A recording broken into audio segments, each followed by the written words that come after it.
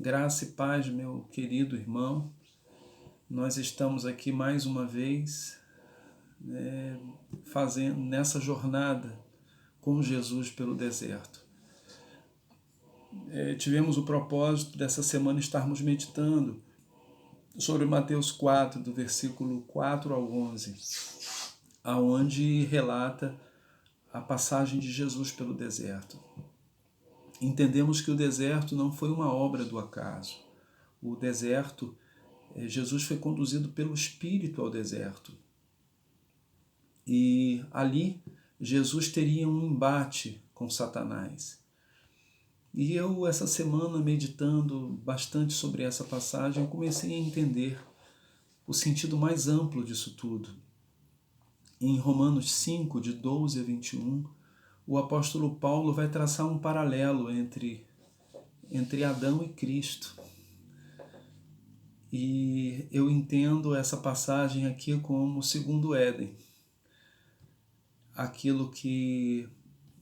Tudo aquilo que Deus gostaria, a maneira como Deus gostaria que Adão reagisse a Satanás. Jesus aqui, ele consegue vencer Satanás, né? Então esse daqui é o segundo Éden.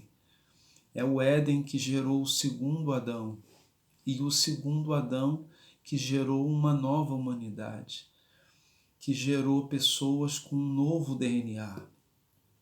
Então, conforme o próprio apóstolo Paulo fala em Romanos 5, Cristo ele foi o primeiro de uma linhagem divina, né? Então aqui nós entendemos, aqui vemos que Jesus está com fome, debilitado. Ele está sozinho. Os anjos chegaram no final. Aqui Jesus está sozinho e com fome.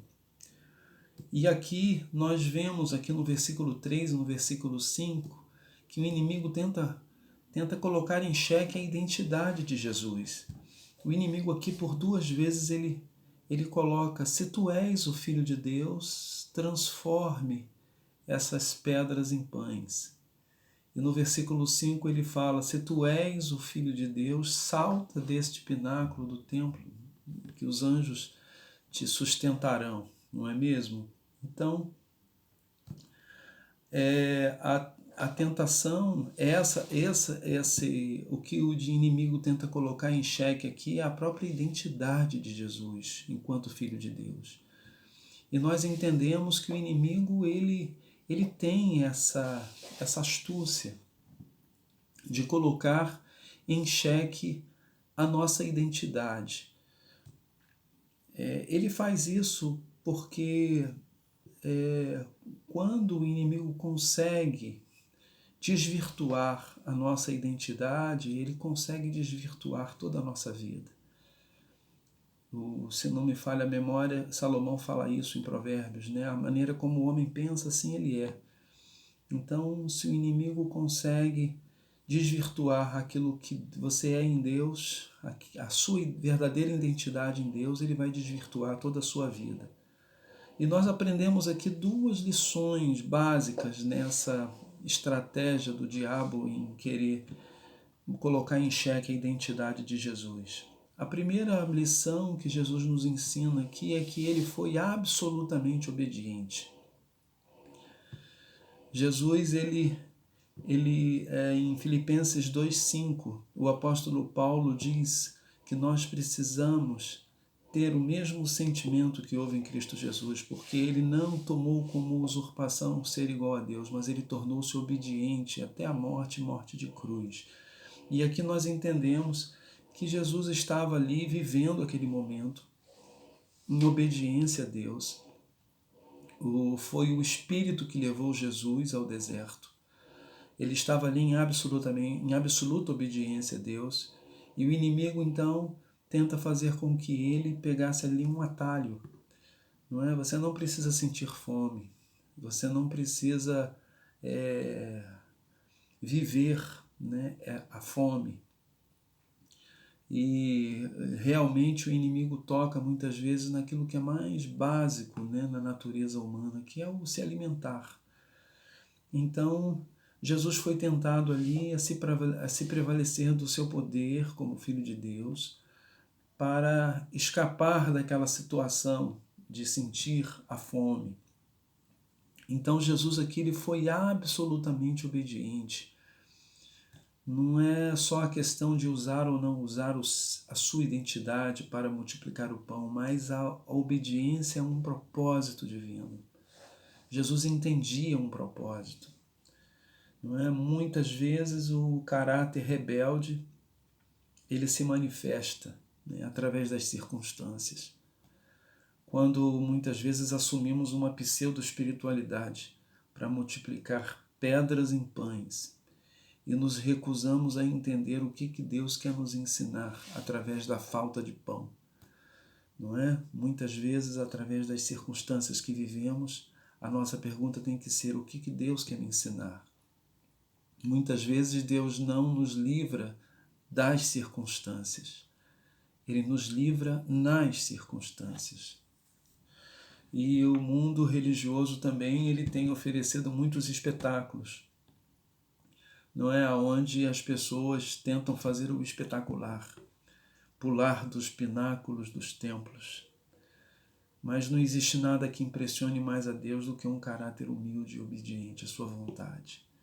E em Filipenses 2,5 mesmo, o apóstolo Paulo vai dizer que nós temos que ter esse mesmo sentimento, esse mesmo perfil, esse mesmo caráter.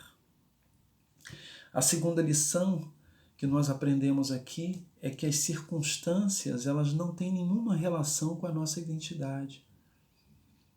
O apóstolo Paulo vai falar em Romanos 8:28 que todas as coisas concorrem para o bem daqueles que amam a Deus, daqueles que são chamados segundo um propósito. E ele não está falando de coisas leves aqui não, ele está falando aqui de tribulações. Mais adiante no capítulo 8 mesmo, ele vai falar de tribulações, de fome, de perseguição, de assim, lutas, muitas lutas. Mas ele vai dizer que em todas essas coisas nós somos mais do que vencedores e que o Senhor tem um propósito soberano em todas essas circunstâncias. Ele vai falar em Romanos 5:1 e Romanos 8:15 e 16 que o Espírito Santo ele tem uma função dentro de nós. Ele traz dentro de nós o sentido de identidade como Filho de Deus. Em Romanos 8:15 ele vai dizer que o Espírito Santo testifica com o nosso espírito que nós somos filhos de Deus. Em Romanos 5:1 vai dizer que nós nos alegramos nas tribulações porque nós temos a certeza do amor de Deus. Aquela certeza, a esperança, não é, que o Espírito Santo coloca dentro dos nossos corações. Jesus nunca nos prometeu um mar de rosas. Em João 16:33, Jesus vai falar que em meio a essas tribulações e aflições nós podemos ter paz. Então, meu amado irmão, isso é a essência da fé. A essência da fé, ela aponta para você assumir uma identidade diante de Deus. Uma identidade que não depende daquilo que você faz, não é por merecimento, ela é totalmente baseada naquilo que Jesus realizou na cruz. Jesus ele venceu o inimigo na cruz. Ele nos deu o status de filhos de Deus. O Espírito Santo dentro de nós testifica com o nosso espírito que nós somos filhos de Deus. E nós precisamos ter em nosso coração, por um lado, a obediência àquilo que o discernimento do que Deus quer nos ensinar em todas as circunstâncias que se colocam diante de nós. E a outra coisa é que nós precisamos estar apegados, sempre apegados à identidade que o Senhor nos deu. E isso não depende das circunstâncias, né? Nós somos filhos de Deus e o Espírito Santo testifica com o nosso espírito que nós somos filhos de Deus. Que Deus abençoe sua vida nesse dia, meu irmão querido.